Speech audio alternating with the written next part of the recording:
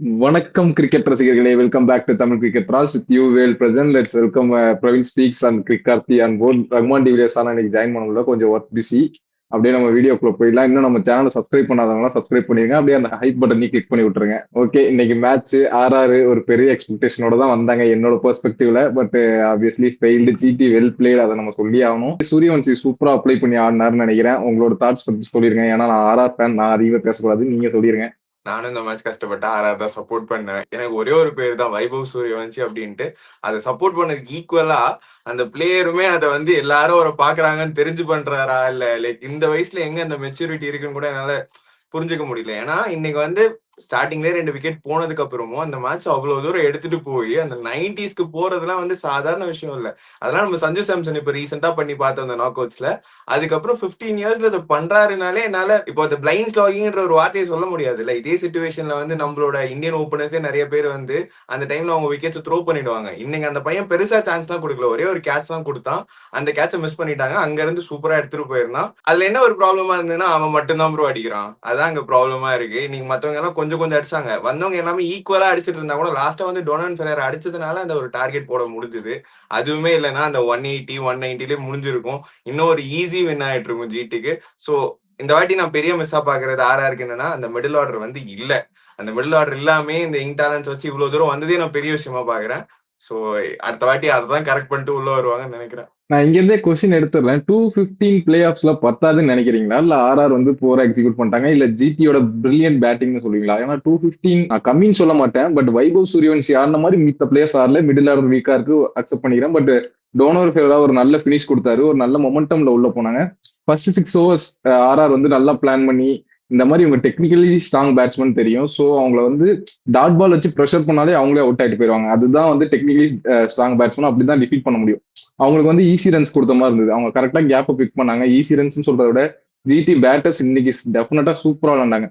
கரெக்டா கேப்பை பிக் பண்ணாங்க. நம்ம சொன்ன மாதிரி தான் 9 ஓவர்ஸ்க்கு 6 அடிக்கல. இந்த மாதிரி சேஸை புல் அவுட் பண்ணியிருக்காங்கன்னா கண்டிப்பா ஜிடி பேட்டர்ஸ் கிரெடிட் கொடுத்தாங்க. என்னோட கொஸ்டின் என்னன்னா, அந்த 215 பத்தாதுன்னு நினைக்கிறீங்களா? இப்போ பிரவீன் ப்ரோ சொன்னது அந்த மாதிரிதான் இருந்துச்சு. சோ அதனால கேக்குறேன். இப்போ ஒரு ப்ராப்ளமா என்ன பாக்குறேன்னா வச்சுக்கோங்களேன் ப்ரோ, அந்த 220 இப்ப பார் ஸ்கோர் மாதிரி ஆயிடுச்சு. எங்கன்னா அந்த 230க்கு மேல ஒரு ரன் ஏறுறப்போ அந்த பிரஷர் வந்துருது அவங்களுக்கு. இன்னும் பேட்ஸ்மேன் ரொம்ப டெஸ்பரேட்டா போவாங்க. அந்த இடத்துல எனக்கு போன வாட்டி ஆர்சிபி அந்த மாதிரி 250 போனதுனால அந்த 30 ரன்ஸ் தான் பெரிய டிஃபரன்ஸ் ஆயிடுச்சு. இதே 220னா கொஞ்சம் இன்னைக்கு பாத்தீங்கன்னா அந்த ஒரு ஃபர்ஸ்ட் 2 ஓவர்ல ரன் வந்ததுக்கு அப்புறம் அடுத்தது கொஞ்சம் எடுத்துட்டு போயிருப்பாங்க. அந்த கொஞ்சம் ஸ்பேஸ் இருந்தது. ஏன்னா ஃபர்ஸ்ட் 2 ஓவர் அடிச்சதுக்கு அப்புறம் கொஞ்சம் ஸ்லோவா எடுத்துட்டு போயிட்டு திரும்ப அங்க ஆக்சிலேட் பண்ணிக்கிட்டாங்க. சோ அந்த 30 ரன்ஸ் ஒரு பெரிய டிஃபரன்ஸ் கிரியேட் பண்ணுது. அகைன் 215 பேட் ஸ்கோர் இல்ல. பட் ஆனா அந்த அவங்க விக்கெட் எடுக்கிறப்ப ஜிடி நீங்க ஏர்லியா விக்கெட் எடுக்கணும்னா அவங்க ஈஸியா அந்த 2 பேட்டர்ஸ்க்கே அந்த ரன்ஸ் பத்தாதுன்ற மாதிரி தான் இருந்தது. 215 இந்த விக்கெட்ல பத்தலையா அப்படின்னு கேட்டா, லைக் பெரிய மேட்சஸ் பிளே ஆஃப் அந்த மாதிரி மேட்சஸ்ல எப்பவுமே ரன்ஸ் ஆன் த போர்டு போடுறதுதான் நல்ல வயசான டிசிஷன் என்னை பொறுத்த வரைக்கும். இன்னைக்கு அது தகுந்த மாதிரியே ஒரு பிரேவான டிசிஷனும் எடுத்தாங்க. லைக் இன்னைக்கு மழைக்கெல்லாம் சான்ஸ் இருக்குன்னு சொன்னாங்க. இன்னைக்கு மழை வரல. பட் டாஸ் வின் பண்ணி அந்த மாதிரி மழைக்கு ஆப்பர்ச்சுனிட்டி இருந்தாலே எல்லா கேப்டன்ஸுமே சேஸ் தான் ஆஃப் பண்ணுவாங்க. அந்த டைம்ல இன்னைக்கு பிச் ஸ்லோ டவுன் ஆகும் அப்படின்னு நினைச்சு அவங்க டாஸ்ல சொன்னது பிச் போக ஸ்லோ டவுன் ஆகணும் நம்புறேன்னு சொல்லிட்டு பேட்டிங் சூஸ் பண்ணாங்க. பட் இந்த பிச்சில் 215 பத்தலைன்றது ஒரு உண்மைதான். ஏன்னா அவங்க நல்லா ஸ்டார்ட் பண்ணாங்க. லைக் 9 ரன்ஸ்க்கு 2 விக்கெட் போயிருந்துச்சு. அங்க இருந்து பவர் பிளே முடியும் போது 70 ரன்ஸ் போர்ட்ல போட்டாங்க. அதுக்கப்புறம் 15 ஓவர் முடியும் போது 138 தான் இருந்தாங்க. 15 ஓவர் முடியும் போது அந்த 9 ஓவருக்கு 100 ரன் எடுத்துட்டு கடைசி 6, அதுக்கப்புறம் 6 ஓவர்ல வெறும் 38 ரன் தான் அடிச்சிருந்தாங்க. அந்த மிடில் ஓவர்ஸ் ஒரு பயங்கரமான ஒரு டேர்ன் அரவுண்டு. இன்னைக்கு ஐடியலாவே வைபவ் சூரியன்சி அவர் எப்பயும் ஆடுற மாதிரி யூஸ்வல் ஃப்ளோல ஆடல, மெச்சூர்டா ஆனாரு. லைக் அவருக்கு நல்லாவே போட்டாங்க, நல்லா எக்ஸிக்யூட் பண்ணாங்க. இன்னைக்கு என்னதான் அவர் 93 அடிக்க விட்டுருந்தாலும் அவருக்கு அந்த பவுன்சர் பிளாயை சூப்பரா யூஸ் பண்ணாங்க. கடைசி வர நிறைய அந்த வைடு பவுன்சர்ஸை அவரை ரீச் பண்ண விடாம போடுறது, அவர் பாடி லைனுக்கு பவுன்சர்ஸ் அட்டாக் பண்ற மாதிரி நல்லாவே போட்டாங்க. லைக் 215 பத்தல அப்படின்றது இந்த கிரவுண்ட்ல பத்தல. பட் ஐடியலா 215 ஆன பிளே ஆஃப் நல்ல ஸ்கோர் தான். இனிஷியலா இந்த ஆர்சிபி மாதிரி டீம் அந்த பவர் பிளேல ஒரு 2 விக்கெட் அந்த மாதிரி எடுப்பாங்களா, அது மாதிரி உங்களுக்கு எடுத்திருந்தா கண்டிப்பா ஜிடி கஷ்டமா ஆயிருக்குன்றதா என்னோட எண்ணம். இல்ல, நான் இங்க ஒரு பாயிண்ட் ஆட் பண்ணிக்கிறேன். நான் இது ஆர்ஆருக்கு முட்டு கொடுக்கல. நான் ஆப்வியஸா என்ன நடந்துச்சு நான் சொல்றேன். ஹோல்டர் பயங்கரமான ஒரு ஸ்பெல்ல இருந்தாரு. அது ஆப்வியஸா நம்ம இன்னைக்கு பார்த்தோம். எஸ்பெஷலி ஜிடி இன்னைக்கு செமையா பிளான்ஸ்க்கு போட்டாங்க.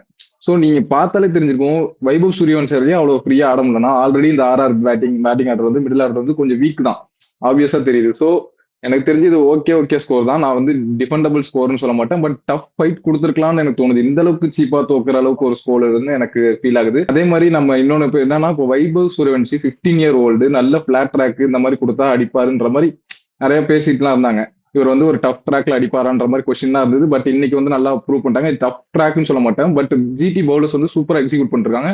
அவருக்கு பவுன்சரா போட்டு தள்ளுறாங்க, பாடி லைன்லயும் அட்டாக் பண்றாங்க, ஒயிட் லைன்லயும் அட்டாக் பண்றாங்கன்றப்ப இன்னைக்கு சூப்பரா ஆடினாரு. Well matured innings. ஆப்போசிட் எண்ட்ல வந்து விக்கெட் விட்டுட்டே இருக்காங்க ரிப்பீட்டேட்டிவா.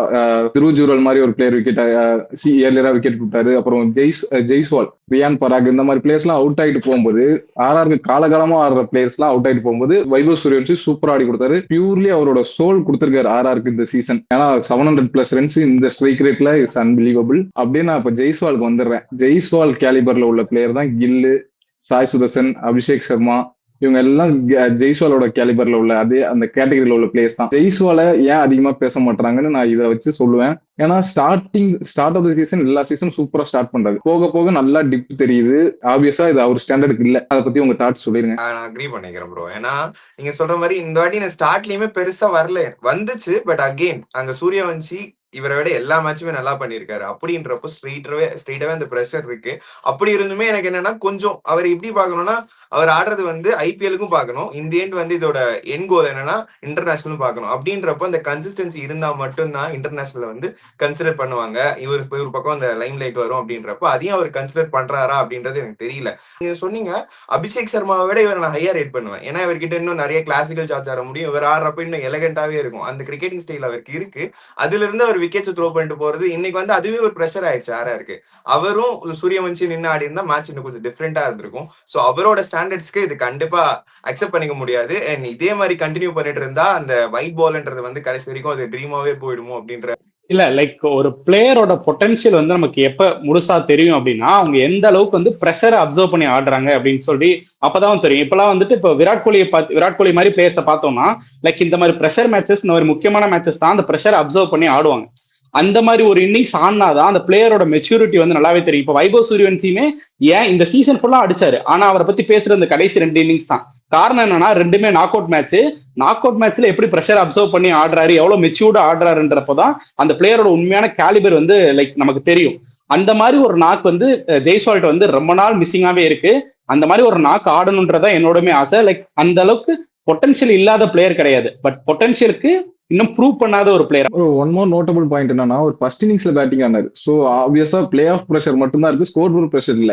இந்த மாதிரி ஒரு சுச்சுவேஷன்ல ஒரு ஆப்பர்ச்சுனிட்டியா ஆப்போசிட் சைட்ல வைபவ் சூரியவன்சி நல்ல ஸ்ட்ரைக் ரேட்ல ஆடுவாருன்றப்ப டைம் எடுத்துட்டு புல் ஆஃப் பண்ணா கூட நல்லா இருக்கும். அதுவுமே வந்து ரீசெண்ட் டைம்ல மிஸ் பண்றாரு. அது ஒண்ணு. அப்படியே நம்ம moving on to Riyan Parag. Already நான் சொன்னதுதான் 15 இயர் ஓல்டு காய் எவ்வளவு மெச்சூர்டான ஒரு இன்னிங்ஸ் ஆடுறாருன்னு. பட் ரியான் பராக் ஆடுறது வந்து சச் இர்ரெஸ்பான்சிபிள் இன்னிங்ஸ் தான் சொல்லி ஆகணும். 2-3 ஷாட் ஆப்வியஸ்லி நல்லா இருந்தது. அவர் விளையாடும் போது பார்க்க நல்லா இருக்கு. அதை வந்து நான் அக்ரி பண்ண மாட்டேன்னு சொல்லல. பட் வந்து ஏதோ நெட்ஸ்ல ஆடுற மாதிரி கண்ணா பின்னான்னு ஆடுறாரு. ஏன்னா ஆப்வியஸா அந்த இதே மாதிரி அவுட் எத்தனை வாட்டி எடுத்துக்காரு நம்ம ஒரு எடிட்டே போடலாம். ஒரு சீசன்ல 9 வாட்டி கிட்ட இதே மாதிரி அவுட் ஆயிருக்காரு நம்ம சொல்லலாம். நோ லுக் ஷாட்டு, இல்லாட்டி ஒரு ஹெலிகாப்டர் ஷாட்டு, எலிவேஷனே கிடைக்காம ஆடுறாரு. பவர்ஃபுல்லா தான் போகுது, பட் எலிவேஷனே இல்லைன்றப்ப பவுண்டரி இல்லைன்னா ஆள் நிக்க வச்சு எடுக்கிறாங்க.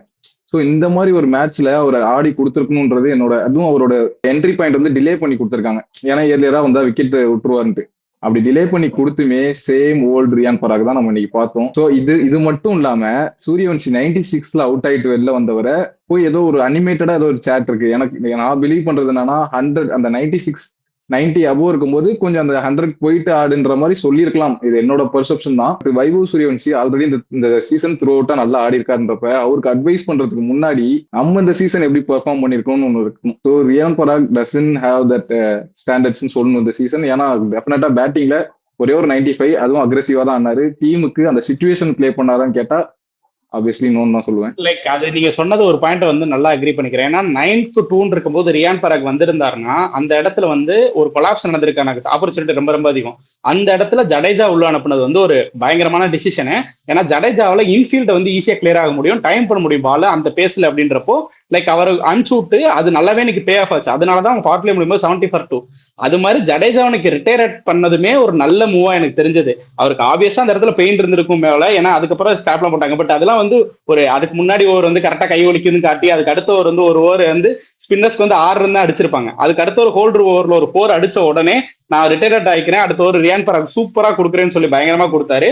வந்த ஃபர்ஸ்ட் ஓவர் ஸ்பின்னர்ஸ் ஓவர் வந்துச்சு, அந்த ஓவர் பயங்கரமா அடிச்சாரு. அண்ட் அதுக்கப்புறம் ஒரு ஹோல்டர் ஓவர், அந்த ஓவர் பார்த்து ஆடிட்டு திருப்பி ஸ்பின்னர்ஸ் இருந்து 2 ஓவர் ஆப்வியஸா அவங்க போட்டு தான் ஆகணும். அப்படின்றப்ப அதுக்கு வெயிட் பண்ணிருக்கலாம். நீ ஸ்பின்னர்ஸ்ல ரொம்ப ஸ்ட்ராங் அப்படின்னு தெரியுன்றப்போ அதை வெயிட் பண்ணி ஆடி இருக்கலாம். அது இரஸ்பான்சிபிள் ஷாட் தான், கொஞ்சம் பேட் லக்கும் கூட. லைக் அவரு என்ன சொல்றது, நல்ல ஷாட்டு, பட் நம்ம வந்து லாங் நீங்க டாப் எட்ஜ் ஆகி கேட்ச் ஆகுது அப்படின்றதெல்லாம் வந்துட்டு நான் வந்து அது போர் ஷாட் அந்த மாதிரி சொல்லியிருப்பேன். அது நல்ல ஷாட்டு தான். அந்த ஆக்சுவலா அதை டிஃபெண்ட் பண்றதுக்கு அங்க எதுவுமே கிடையாது. நீங்க எலிவேஷன் கொடுத்து அடிச்சு தான் ஆகணும்.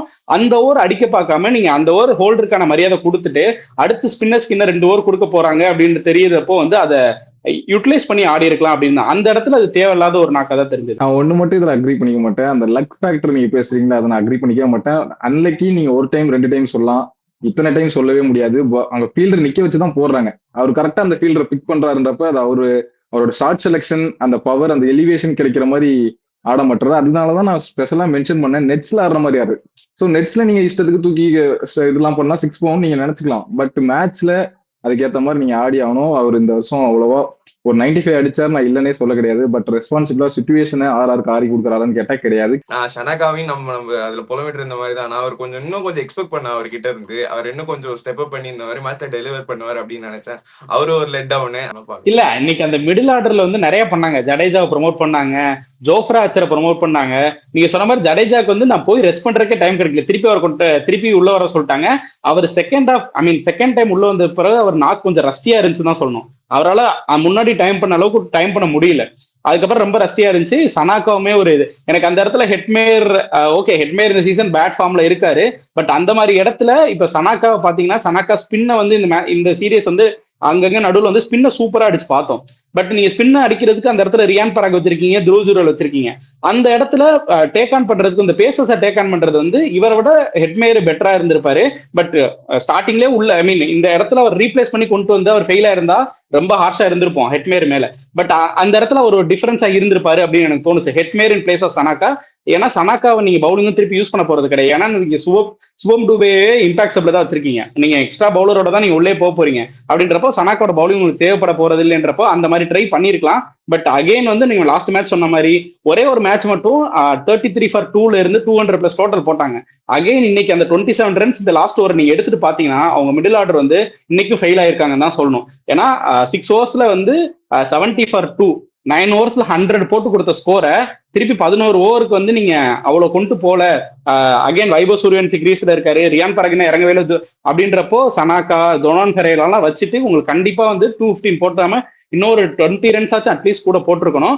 போட்டிருந்தா ஸ்ட்ரெயிட்டாவே நீங்க ப்ரெஷரை தூக்கி ஜிடி மேல போட்டுட்டு நீங்க உங்களோட லைன்ல டிசிப்ளினா இருந்ததுன்னா இன்னைக்கு ஈஸியா ஜெயிச்சிருக்கலான்றதுதான் என்னோட எண்ணம். இட்மேர் சொன்னீங்களா, இட்மேர் இன்ஃபார் சனாக்கா, அதை நான் வந்து அக்செப்ட் பண்ணிக்க மாட்டேன். ஏன்னா இட்மேரை எடுத்ததும் ட்ராப் பண்ணல.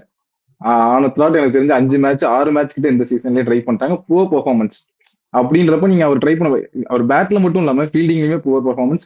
கேட்ச் எல்லாம் விட்டுட்டு சிரிக்கிறாரு. ஸோ அப்படி கான்ஃபிடன்ஸ்லயே லோவா இருக்க பிளேயரை விட்டுட்டு சனாக்கா தான் ரைட் சாய்ஸ். எனக்கு கேட்டா இன்னைக்கு ஒரு பேட் டே பேட்டிங்ல மட்டும் இல்லாம ஃபீல்டிங்லயே ரிஃப்ளெக்ட் ஆச்சு. ஒரு கேட்ச் ஆப்வியஸா என்ன கேட்டா ஸ்ட்ரெயிட்டா இருக்க ஃபீல்டர் தான் அதை கால் பண்ணிருக்கணும். அது வந்து ஃபெரேரா கேட்சே கிடையாது. அழகா ஈஸியா ரொம்ப நேரம் சும்மாவே நின்றுட்டு இருந்தாரு அந்த இடத்துல சனாக்கா. அது ஈஸியா கால் பண்ணி அவர் எடுத்திருக்கலாம். அது ஒரு பேட் மூவ். அப்படியே இன்னைக்கு ஃபுல் மேட்ச்லயே பேட்டிங், ஃபீல்டிங், கேட்சிங் எல்லாத்துலயுமே ஒரு போர் டே. ஃபெரேரா கால் பண்ணிட்டாரு, ஃபெரேரா அந்த கேட்சை கால் பண்ணிட்டாரு. சனாக்கா கால் பண்ணிருந்து அதை எடுத்துருக்கணும். ஃபெரேரா கால் பண்ணோடனே அவர் நின்றுட்டாரு, ஓகே நீ புடிச்சுக்க அப்படின்ற மாதிரி. அது ஆக்சுவலா இன்கமிங் உள்ள வர ஃபீல்டருக்கு தான் அது வந்து ஆப்வியஸா ஈஸியான கேட்ச். அது வந்து ஒரு பயங்கர டிஃபரன்ஸ் மேக் பண்ணிருக்கும். அதே மாதிரி இந்த சைடு பார்த்தா வைபவ் சூரியவன்சிக்கு ஒரு கேட்ச், சாய் சுதர்சன் மேட்சை விட்டுட்டேன்ற மாதிரி தான் இருந்துச்சு எனக்குலாம். அது அந்த இடத்துல 40 ரன் இருந்தார் வைபவ் சூரியவன்சி. அவங்க டீம் அந்த இடத்துல மிடில் ஓவர்ஸ்ல இவங்க டாமினேட் பண்ணிட்டு இருந்தாங்க. ஜிடி சொல்ல போனா அந்த இடத்துல அந்த கேட்ச் இருந்தா ஸ்கோர் வந்து இன்னுமே நல்லாவே சுருக்கி இருக்கலாம். இந்த இதுல வந்து நான் ஃபர்ஸ்ட் ஹாஃப்ல வந்து கிளியரா 3 நல்ல ஓவர் போட்டிருந்தாரு ஹோல்டரு. இந்த 4வது ஓவர் வைபவ் சூரியவன்சி ஆடி இருந்தாரு பாருங்க, ஒரு ஷார்ட்ஸ் எல்லாம். அதெல்லாம் வந்து இப்போ எனக்கு தெரிஞ்சு வெல் எஸ்டாப்ளிஷ் பேட்ஸ்மேன்ஸ் கூட அந்த அளவுக்கு கரெக்டா அந்த கேப் கரெக்டா கவர்ஸ்லயே தூக்கி தூக்கி தூக்கி டென்னிஸ்ல அடிக்கிற மாதிரி அடிச்சது இருந்தாரு. ஏபிடி வில்லியர்ஸ் வந்து அந்த ஒரு பாலுக்கு எக்ஸைட் ஆகி கவுண்ட் பண்றாரு, எப்படி அடிக்கிறான் அந்த பையன் அப்படின்ற மாதிரி. அந்த ஓவர் தான் கம்பேக்கே நடுவுல நீங்க பாத்தீங்கன்னா அப்ப வைபவ் சூரியவன்சி விக்கெட் விட்டு போயிருந்தா அந்த 180 கூட வந்திருக்காது. அப்படின்றப்போ அது சூப்பரா ஆடி இருந்தா. அதுல வந்து லைக் எங்க இந்த வயசுல அவ்வளவு வந்து சிராஜ் ஒரு பவுன்சர் தலைக்கு போட்டிருப்போம், அதை தூக்கி ஒரு 6 அப்படின்றப்போ அவர் வந்து கேப் பாக்குறாரு. கவர்ஸ் தூரமா இருந்தாலும் பரவாயில்ல, அங்க ஃபீல்டர்ஸ் இல்லைன்ட்டு அவர் எல்லாத்தையுமே யோசிக்கிறாரு. எல்லாத்தையும் எங்கெங்க ஃபீல்டர்ஸ் இருக்காங்க, எந்த பாலுக்கு எந்த இடத்துல போலான்ற அளவுக்கு இந்த 15 இயர்ஸ்ல யோசிக்க முடியுதுன்னா, அகைன் நீங்க சொல்ற மாதிரி மத்த பிளேயர்ஸ் எல்லாம் அதுல கொஞ்சமாவது எடுத்தான்னா இன்னும் டீமா நல்லா இருக்கும் பாக்க. இதுல வந்து அந்த மிடில் ஆர்டர் வீக்னஸ் நான் அக்செப்ட் பண்ணிக்கிறேன், அக்செப்ட் பண்ணாம கிடையாது. பட் எனக்கு என்ன தோணுதுன்னா, ஒரே ஒரு நல்லா ஒரு மெச்சூர்டு மிடில் ஆர்டர் பேட்டர் வந்து மிஸ் ஆகுதுன்னு தான் சொல்றேன். அந்த ரியான் பராக் வந்து இந்த மெச்சூர்டா ஆடினார்னா இன்னும் கொஞ்சம் பெட்டரா இருக்கும். எதனாலன்னு சொல்றேன்னா, டபுள் கியர் பிளேயர் வேணும் கண்டிப்பா மிடில் ஆர்டருக்கு. நீங்க கொஞ்சம் கொண்டு போயிட்டு அப்புறம் அட்டாக் பண்ணணும். எடுத்ததும் நான் அட்டாக் பண்ணனா அது வந்து எப்படி வேணா போகலாம். ஓப்பனரா நீங்க பவர் பிளேல அட்டாக் பண்றது வேற, மிடில் ஓவர்ஸ்ல அட்டாக் பண்றது வேற. 5 ஃபீல்டர்ஸ் பின்னாடி இருப்பாங்க, ஃபீல்டுக்கு தான் பிளே பண்றாங்க. அப்படின்றப்ப ரியான் பராகோட அந்த அந்த பேட்டிங் வந்து எனக்கு லைட்டா கொஞ்சம் மெச்சூர்டா ஆடினார்னா இது சாலிடான மிடில் ஆர்டர் தான் என்ன பொறுத்தவரைக்கும். ஏன்னா எக்ஸ்பீரியன்ஸும் இருக்கு. டொனோவன் ஃபெரரா நல்லா பினிஷ் பண்றாரு, ஜடேஜாவோட எக்ஸ்பீரியன்ஸ் இருக்கு. பட் ஜடேஜா அந்த அளவுக்கு பினிஷ் பண்ணி கொடுக்குறாரான்னு கேட்டா எனக்கு தெரியல. பட் அந்த 1s and 2s கரெக்டா பிக் பண்றாரு. அதே மாதிரி இப்போ ஏர்லி விக்கெட்ஸ் இருந்துட்டா ஆர்ஆர் இந்த சீசனே பாத்தீங்கன்னா அந்த ஷஃபிள் மேக் பண்றாங்கல்ல பேட்டிங்ல, அது அவங்களுக்கு தரவா ஒர்க் அவுட் ஆயிருக்குன்னு தான் நான் சொல்லுவேன். ஆர்ச்சரை மேல ப்ரொமோட் பண்ணி அனுப்புறது திடீர்னு அதெல்லாம் வந்து அவங்களுக்கு அந்த அந்த கால்ஸ் எல்லாம் ஒர்க் அவுட் ஆகுது. பட் அந்த ஒரு நல்ல ஒரு ஸ்டாண்டர்டான ஒரு மிடில் ஆர்டர் பேட்டர் வந்து லேகிங். அதை வந்து அடுத்த வருஷம் பிக்ஸ் பண்ணிட்டு வருவாங்க. இல்லாட்டி ரியான் பராக மெச்சூர்டா ஆட சொல்லுவாங்கன்னு நான் பிலீவ் பண்றேன். இல்ல எனக்கு நீங்க சொல்றேன்னு அக்ரி பண்ணிக்கிறேன். அந்த ஸ்ட்ராங்கான மிடில் ஆர்டர் வந்து அவங்ககிட்ட இருந்துச்சு. நான் அவங்க என்ன பண்ணிருக்கணும் அப்படின்னா, லைக் ஆஃப்டர் நல்ல வேர்ல்டு கப் சீசனுக்கு அப்புறம் வந்து ஹெட்மேர் வந்து நம்பர் 3ல வந்து சூப்பரா ஆடிட்டு இருந்தாரு வெஸ்ட் இண்டீஸ்ல. ஆனா இங்க கொண்டு வந்தா டாப் ஆர்டர் 3 பேருமே லெஃப்ட் ஹேண்டர்ஸ் ஆயிருவாங்கன்றதுக்காண்டி த்ரூ ஜூரோல நம்பர் 3ல ஆட விட்டுட்டு இவரை வந்து 4-5 வந்து ப்ரொமோட் கீழே அனுப்புனாங்க. அதனால அவரோட ஃபார்ம் டிப் ஆயிருச்சு. இவரை டிராப் பண்றதுக்கு முன்னாடி ஒரு நாள் 3ல ஆட விட்டுருக்கலாம். ஏன்னா SRH மாதிரியான டீம் அதே டாப் ஆர்டர் 3 பேர் லெஃப்ட் ஹேண்டர்ஸ் வச்சும் சக்சஸ் ஆயிருக்காங்க. அப்படின்றப்போ இந்த சீசன் அவங்க நல்லா பெர்ஃபார்ம் பண்ணிருக்காங்கன்றப்போ ஹெட்மேர் வந்து ஒரு மேட்ச் 3ல கொடுத்து பார்த்துட்டு த்ரூ ஜூரல் வந்து ஃபினிஷிங்குமே நல்லா பண்ணுவார். 4-5லே ஆட விட்டு அந்த மாதிரி இறக்கிருந்தா உங்களுக்கு மிடில் ஆர்டருமே கொஞ்சம் நல்லாவே இருந்திருக்கும். ஹெட்மேர் நீங்க ஃப்ரீயா போற விக்கெட்னு சொல்றீங்களா, 3ல கொடுத்து ஃப்ரீயா போனாலும் பரவாயில்ல, அந்த இடத்துல ஒரு டிஃபரன்ஸ் மேக் பண்ணாருன்னு சொல்றேன். ஏன்னா ஆஃப்டர் நான் இது வந்து வேர்ல்டு கப்ல ஒரு நல்ல ஆள்னா ஒன்னும் சொல்ல மாட்டேன். இந்த வருஷம் வேர்ல்டு கப் முன்னாடியும் சரி வேர்ல்டு கப்லயும் சரி அந்த 3ல வந்து ஹெட்மேர் வந்து வெஸ்ட் இண்டீஸ் சூப்பரா ஆடி கொடுத்தாரு. அதை நீங்க யூட்டிலைஸ் பண்ணி பார்த்துருக்கலாம் ஒரு தடவையாச்சும். இல்ல ப்ரோ, நான் அதை டிசைட் பண்ணவே இல்லை. அவர் நல்ல ஃபார்ம்ல தான் வந்தார் டோர்னமெண்ட்குள்ள வரும்போது. பட் ஆர்ஆர் வந்து ஹெட்மேர் எப்படி பாக்குறாங்கன்னு ஒண்ணு இருக்குல்ல. ஹெட்மேர் வந்து ஃபினிஷரா பாக்குறாங்க. நம்பர் 3 ஆப்வியஸா சான்ஸ் கொடுக்க மாட்டாங்க. ஏன்னா நீங்க திரு ஜீரல் மாதிரி ஒரு பிளேயர் ஆடாம இருக்க முடியாது. நம்பர் 3ல வந்து நம்பர் 3ன்னு சொல்ல விக்கெட் கீப்பர் பேட்டர். அவரை நீங்க வந்து லோ டவுன் ஆர்டர் ஆட வைக்க முடியாது. அவர் அக்ரெசிவ் பிளேயர் கிடையாது, டைம் எடுத்துட்டு ஆடக்கூடிய பிளேயர். ஸோ நம்பர் 3 அவரை வந்து கீழே இறக்க முடியாது. அதுவும் இல்லாம ஹெட்மேர் ஃபினிஷரா தான் பாக்குறாங்கன்றப்ப வேற வழி இல்லை. அப்படிதான் இருக்கு அவங்க ஸ்குவாடு. ஸோ அதை ஒன்று சொல்லிட்டு நம்ம வந்து இந்த மேட்ச்ல ஆக்சுவலா ஆர்ஆர் பத்தி இவ்வளவு பேசுறத விட ஜிடி பத்தி தான் நம்ம நிறைய பேசியிருக்கணும். ஏன்னா வெல் டிசர்வ்டு, செம மெச்சூர்டா இன்னைக்கு ஆனாங்க. பவுலிங்ல போன மேட்ச் என்ன மிஸ் பண்ணாங்களோ, அவங்களோட எப்படி சொல்றது, அவங்களோட பிளான்ஸ்க்கு போடாம ஒரு பேட் ஓவருக்கு அப்புறம் டோட்டலா லூஸ் பண்ணிட்டாங்க மொமெண்டமே. பட் இந்த மேட்ச்ல சூப்பரா கீப் அப் பண்ணாங்க. இந்த மேட்ச்லயுமே நிறைய ஓவர்ஸ் அடி வாங்கினாங்க. ஆனா தூக்கி மேட்சை கொடுத்துட்டாங்களான்னு கேட்டா இல்ல, எப்பயுமே டைட்டா வச்சிருந்தாங்க.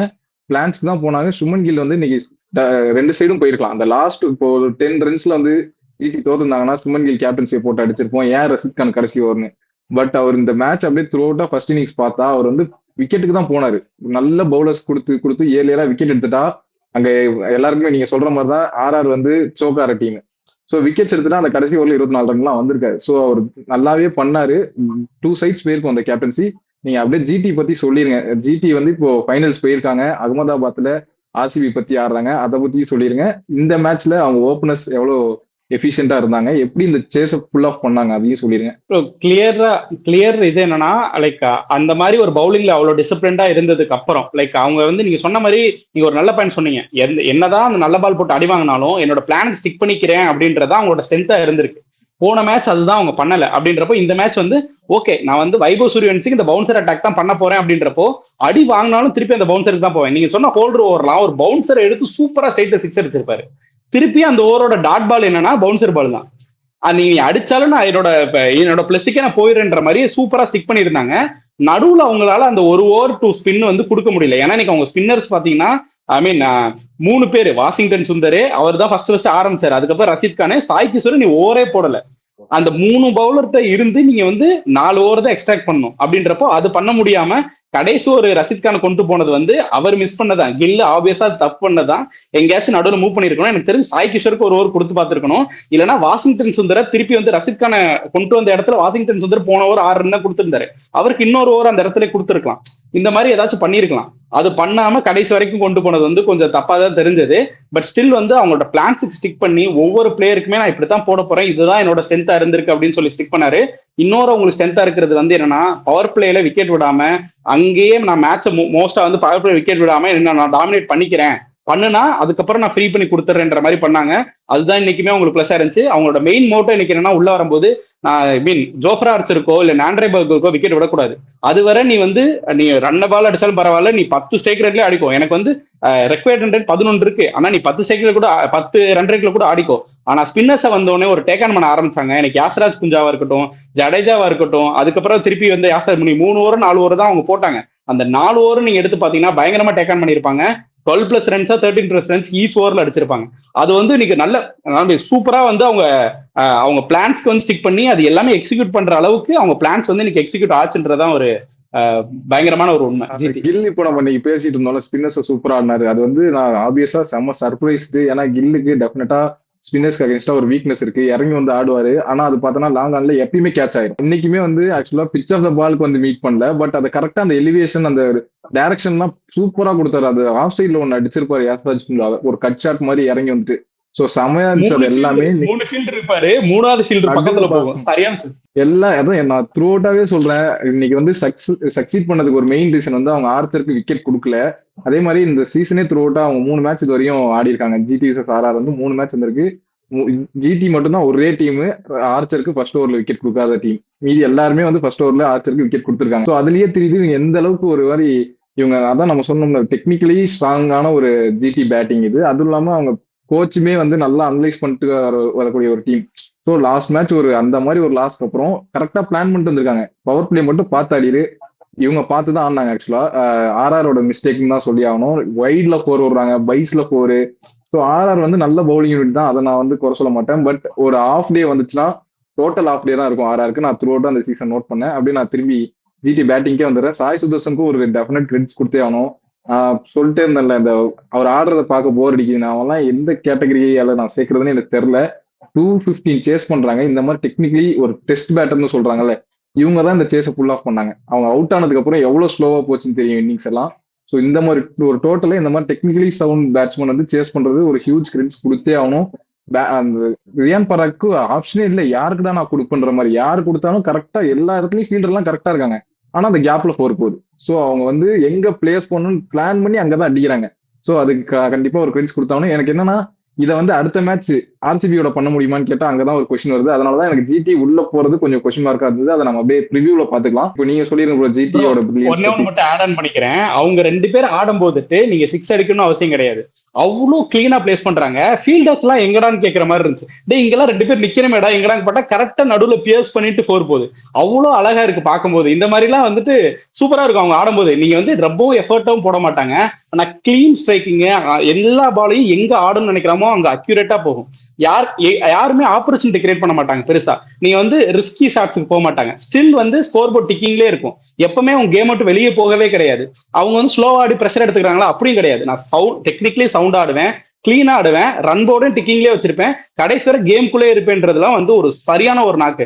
அதுதான் இந்த மாதிரி டெக்னிக்கலி சவுண்ட் பேட்ஸ்மேன்ஸ் தான் பார்க்க ரொம்ப அழகா இருக்கும். 11th 100 பார்ட்னர்ஷிப் நினைக்கிறேன். அதுக்கப்புறம் விராட் கோலி ஃபர்ஸ்ட் வந்து கெயில், அதுக்கப்புறம் விராட் கோலி, ஏபி டிவிலியர்ஸ் தான் இருக்காங்க. அதெல்லாம் தாண்டி போயிடுவாங்க. ஏன்னா இவங்க இன்னிங்ஸ் வந்து ரொம்ப கம்மி இன்னிங்ஸ்லேயே வந்து இவங்க பெரிய பெரிய பார்ட்னர்ஷிப்ஸ் தான் கிரியேட் பண்றாங்க. ஸோ அது 2 தான் மெயின் பிளஸ். ஸோ இதை வச்சு நெக்ஸ்ட் மேட்ச் போறப்போ அதான் அந்த டாப் 3 தான் உங்களுக்கு தெரியுது.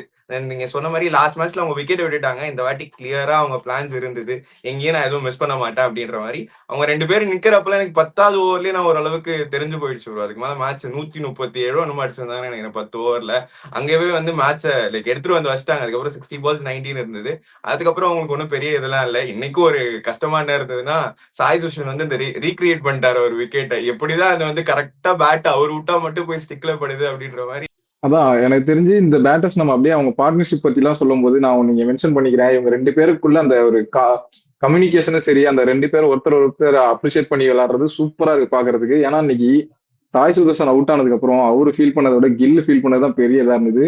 அப்படியே உக்காண்டாரு. என்னடா இப்படி ஒரு இன்னிங்ஸ் ஆடி கொடுத்துட்டு அவுட் ஆயிட்டு போறியன்ற மாதிரி உட்காந்துட்டாரு. அதே மாதிரி கில் அவுட் ஆயிட்டு வரப்போகுது.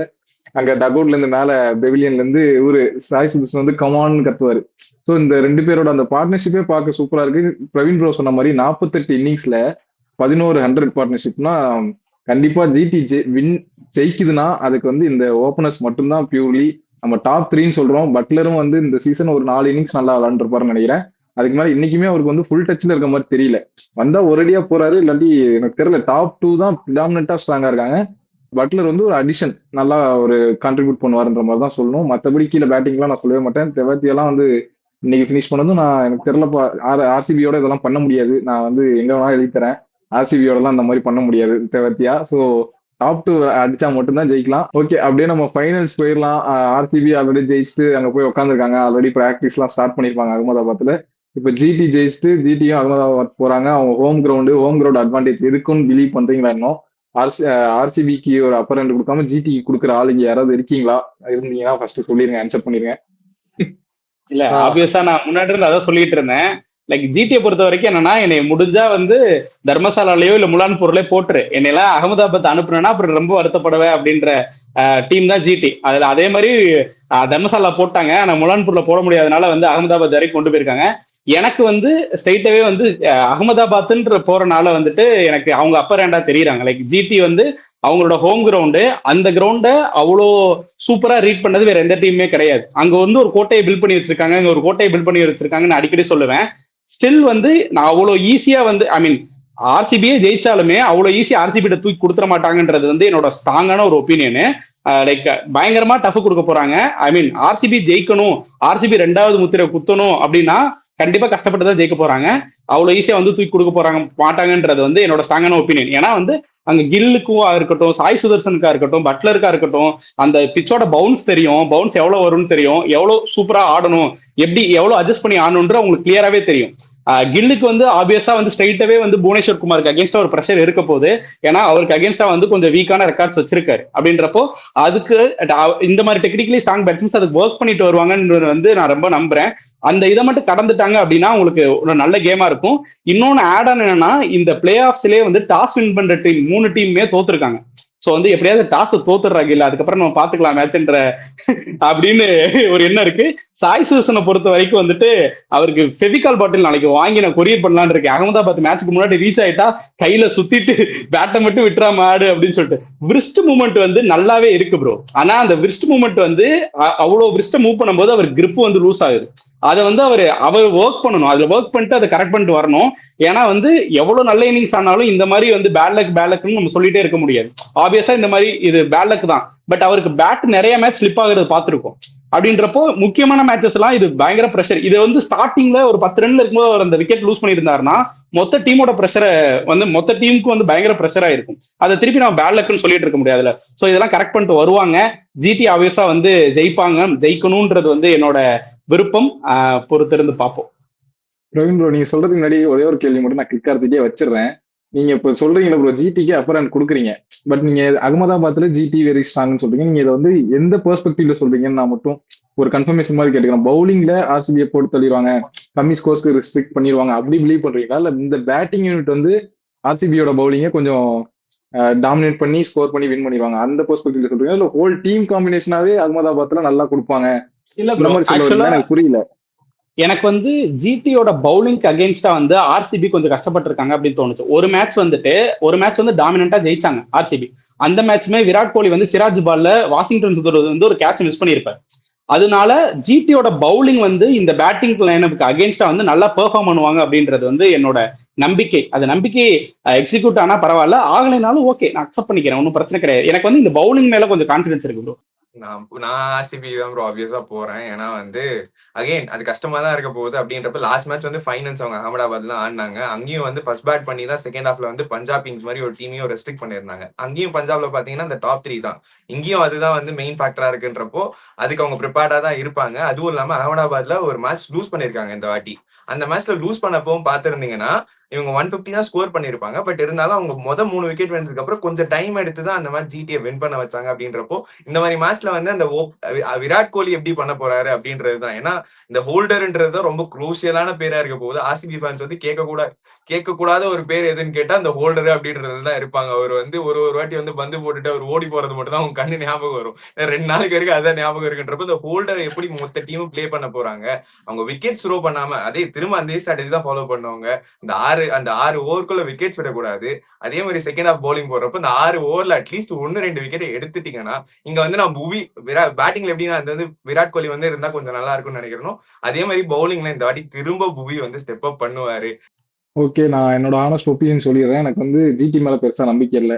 அகமதாபாத்தா இருந்தாலும் சரி, எனக்கு ஜிடி மேல நம்பிக்கை இல்லை. நான் எதனாலும் சொல்லிடுறேன், லாஸ்ட் மேட்ச் அகமதாபாத்ல ஜிடி வந்து ஆர்சிபி அடிச்சாங்க. அது எப்படி அடிச்சாங்கன்னு கேட்டா, இன்னைக்கு ஆர்சிபி வந்து ஒரு பேட்டிங் ஃபெயிலியர். ஆப்போசிட்ல உங்களால ஜிடியால அடிக்க முடியுமான்றது எனக்கு கொஸ்டின். டாப் 3 புவிக்கு கிளியரா ஒரு ஹெட் டு ஹெட் அட்வான்டேஜ் இருக்கு. அப்படி புவிட்ட கில்லு மாட்டலனாலும் ஹேசல்வுட்ட மாட்டுவாரு, ஹேசல்வுட்ல மாட்டலனாலும் டஃபி, இதெல்லாம் தப்பிச்சாலும் குர்னால் பாண்டியராட்ட கண்டிப்பா மாட்டிக்குவார். ஸோ கில்லிட்ட பெரிய இன்னிங்ஸ் எல்லாம் கண்டிப்பா எக்ஸ்பெக்ட் பண்ண முடியாது. கில்லு ஃபேனா இருந்தாலும் அவன் அடிக்கிறதுக்கு நாங்க தான் கிடைச்சோமான்னு எனக்கு தெரியல. கில்லிட்ட ஃபைனல்ல பெரிய இன்னிங்ஸ் எக்ஸ்பெக்ட் பண்ண முடியாது. எனக்கு இன்னைக்கு ஒரு இதுவா தான் இருந்தது, தர்ம சங்கடமா தான் இருந்தது. நீ அடிக்கிறதுக்கு நாங்க தான் கிடைச்சோமாடான்னு. ஏன்னா கில்லு ஃபேனு ஆர்ஆர் டீம் ஃபேன்றப்போ எனக்கு கொஞ்சம் ஒரு மாதிரி தான் இருந்தது. எனக்கு தெரிஞ்சு ஆப்வியஸா நான் வந்து அப்பர் ஹேண்ட் ஆர்சிபிக்கு தான் கொடுப்பேன். RCB as all department advantage in GT. Okay, அப்படியே நம்ம ப்ரிடிக்ஷனுக்கு வந்துடலாம். இன்னைக்கு ப்ரிடிக்ஷனுக்கு ரொம்ப நாளுக்கு அப்புறம் எனக்கு தெரிஞ்சு ரொம்ப யுகங்களுக்கு அப்புறம் கிரிக்கார்த்தி ஜெயிச்சிருக்க மாதிரி எனக்கு ஃபீல் ஆகுது. அது உங்களுக்கு எப்படின்னு தெரியல ப்ரோ. ஏன்னா கண்டினியூஸா வந்து நீங்க ப்ரிடிக்ட் பண்ணதுக்கு ஆப்போசிட்டா தான் நடந்தது. இன்னைக்கு நடந்திருக்கலாம். எனக்கு ஒரு சின்ன வருத்தம். சரி, இருந்தாலும் பரவாயில்ல. ஒரு பாயிண்ட் உங்களுக்கு. நானும் ஆர்ஆர் தான் ப்ரிடிக்ட் பண்ணியிருந்தேன். பிரவீன் ப்ரோவும் ஆர்ஆர் தான் ப்ரிடிக்ட் பண்ணியிருந்தாரு. ரஹ்மான் டிவிலியர்ஸும் ஆர்ஆர் தான் ப்ரிடிக்ட் பண்ணியிருந்தாரு. அவனா இப்படி இப்படின்னு சொல்லியிருந்தான். ஆனா லாஸ்ட் ஆர்ஆர் தான் சொல்லியிருந்தான்.